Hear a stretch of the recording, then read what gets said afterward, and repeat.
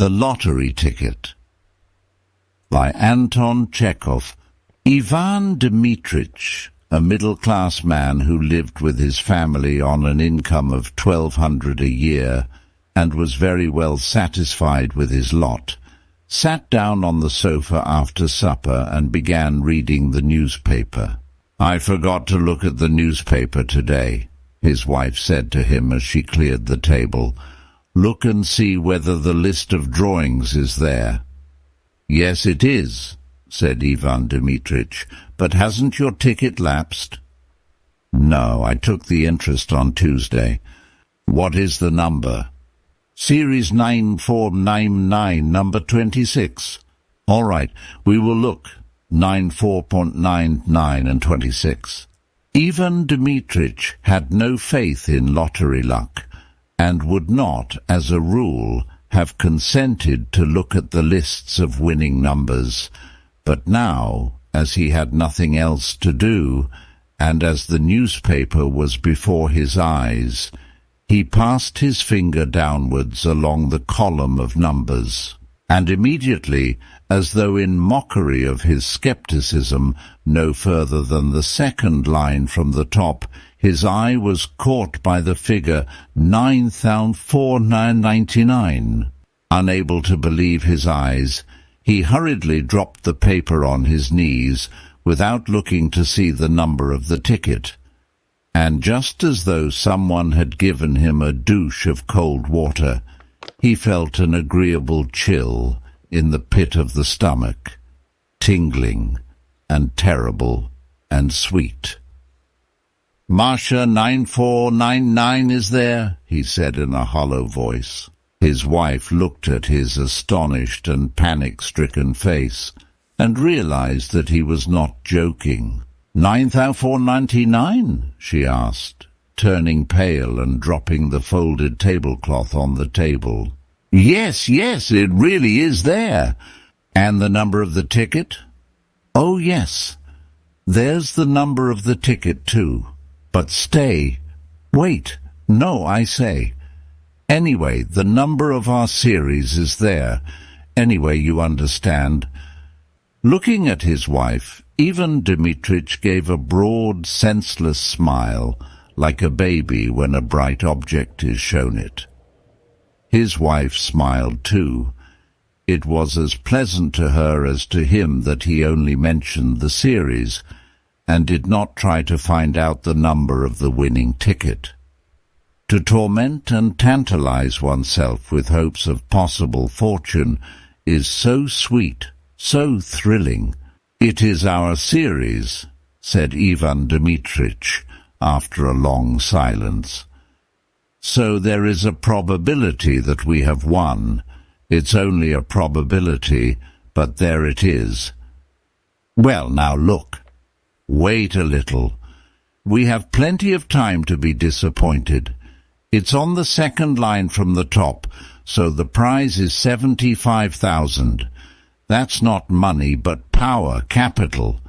And in a minute I shall look at the list, and there 26. Eh? I say, what if we really have won?" The husband and wife began laughing and staring at one another in silence. The possibility of winning bewildered them. They could not have said, could not have dreamed, what they both needed that 75,000 for, what they would buy, where they would go. They thought only of the figures 9,499 and 75,000, and pictured them in their imagination, while somehow they could not think of the happiness itself which was so possible. Ivan Dmitritch, holding the paper in his hand, walked several times from corner to corner, and only when he had recovered from the first impression began dreaming a little. "And if we have won," he said, "why, it will be a new life. It will be a transformation. The ticket is yours, but if it were mine, I should, first of all, of course, spend 25,000 on real property in the shape of an estate. 10,000 on immediate expenses, new furnishing, travelling, paying debts, and so on. The other 40,000 I would put in the bank and get interest on it. Yes, an estate, that would be nice, said his wife, sitting down and dropping her hands in her lap. Somewhere in the Tula or Oriel provinces. In the first place, we shouldn't need a summer villa, and besides, it would always bring in an income. And pictures came crowding on his imagination, each more gracious and poetical than the last. And in all these pictures he saw himself well-fed, serene, healthy, felt warm, even hot. Here, after eating a summer soup, cold as ice, he lay on his back on the burning sand close to a stream or in the garden under a lime tree. It is hot.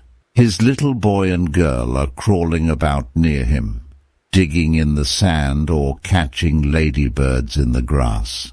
He dozes sweetly, thinking of nothing, and feeling all over that he need not go to the office today, tomorrow, or the day after. Or, tired of lying still, he goes to the hayfield, or to the forest for mushrooms, or watches the peasants catching fish with a net.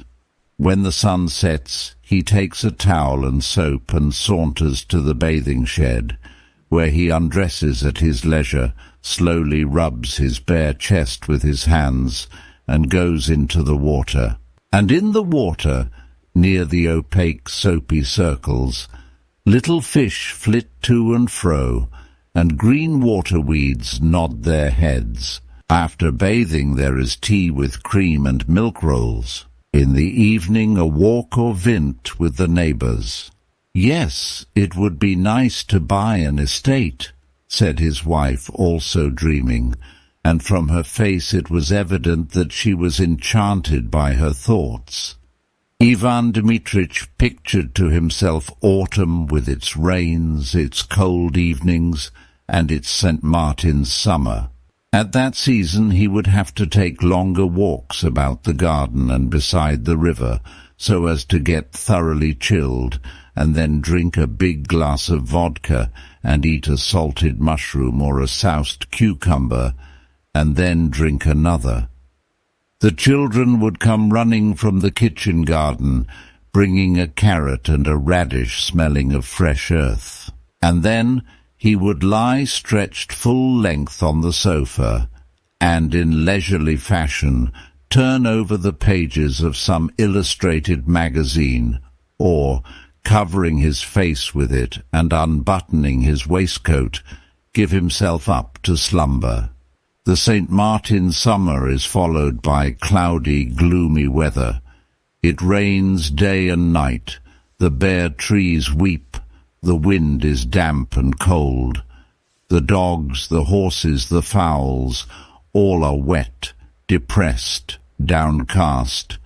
There is nowhere to walk. One can't go out for days together. One has to pace up and down the room, looking despondently at the grey window. It is dreary. Ivan Dmitritch stopped and looked at his wife. "I should go abroad, you know, Masha," he said. And he began thinking how nice it would be in late autumn to go abroad somewhere to the south of France, to Italy, to India. "I should certainly go abroad too," his wife said. "But look at the number of the ticket." Wait! He walked about the room and went on thinking. It occurred to him, what if his wife really did go abroad? It is pleasant to travel alone, or in the society of light, careless women who live in the present, and not such as think and talk all the journey about nothing but their children, sigh and tremble with dismay over every farthing. Ivan Dmitritch imagined his wife in the train with a multitude of parcels, baskets, and bags. She would be sighing over something, complaining that the train made her head ache, that she had spent so much money. At the stations he would continually be having to run for boiling water, bread and butter. She wouldn't have dinner because of its being too dear. She would begrudge me every farthing, he thought with a glance at his wife. The lottery ticket is hers, not mine. Besides, what is the use of her going abroad? What does she want there? She would shut herself up in the hotel and not let me out of her sight. I know. And for the first time in his life, his mind dwelt on the fact that his wife had grown elderly and plain, and that she was saturated through and through with the smell of cooking, while he was still young, fresh and healthy, and might well have got married again. Of course, all that is silly nonsense, he thought. But why should she go abroad? What would she make of it? And yet she would go, of course.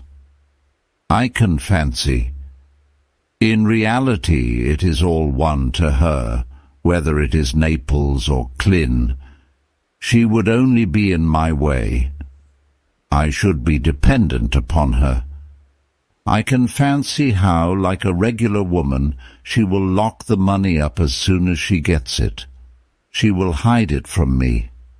She will look after her relations and grudge me every farthing. Ivan Dmitrich thought of her relations. All those wretched brothers and sisters and aunts and uncles would come crawling about as soon as they heard of the winning ticket, would begin whining like beggars, and fawning upon them with oily, hypocritical smiles. Wretched, detestable people. If they were given anything, they would ask for more, while if they were refused, they would swear at them, slander them, and wish them every kind of misfortune. Ivan Dmitrich remembered his own relations, and their faces, at which he had looked impartially in the past, struck him now as repulsive and hateful. They are such reptiles, he thought, and his wife's face, too, struck him as repulsive and hateful.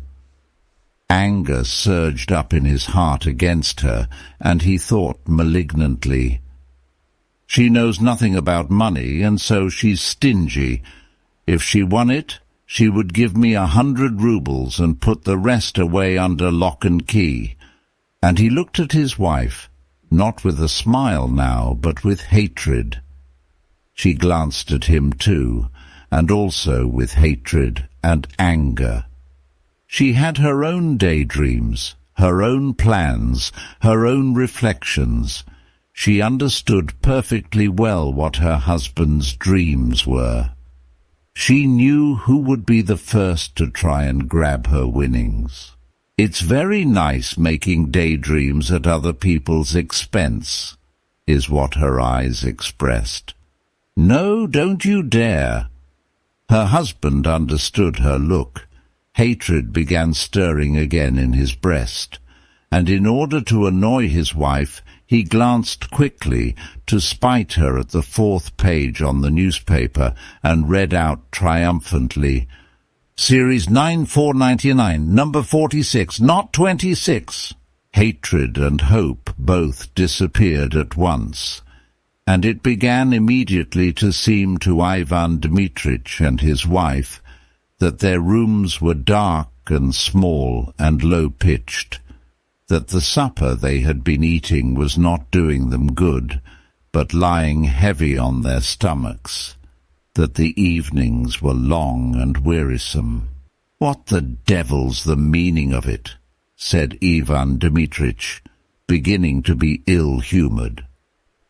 "Wherever one steps there are bits of paper under one's feet, crumbs, husks. The rooms are never swept. One is simply forced to go out. Damnation take my soul entirely. I shall go and hang myself on the first aspen tree.